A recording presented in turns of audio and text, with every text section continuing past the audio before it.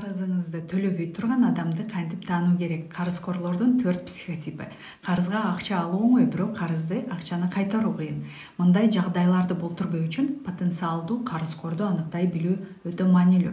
Ар бирибиз жашообузда үй бүлөбүзгө, досторубузга, тааныштарыбызга, кесиптештерибизге карызга акча бергенбиз. Эгер сиз акчаңызды көйгөйсүз кайтарып алсаңыз, бул эң сонун.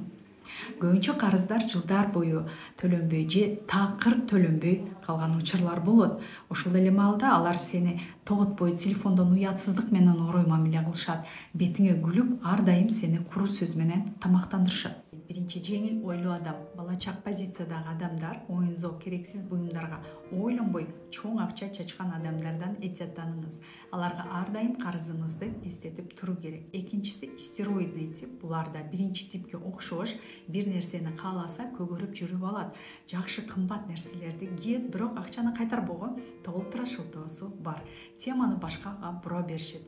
Үчүнчүсү пессимистичный, акча жок дей берет, эртең өлүп калам деген күтүүдө жашашат. Сизди күнөө сезимине киргизүүгө аракет кылат же өзүн аяп коюуну суранат. Акчаңызды беришпейт.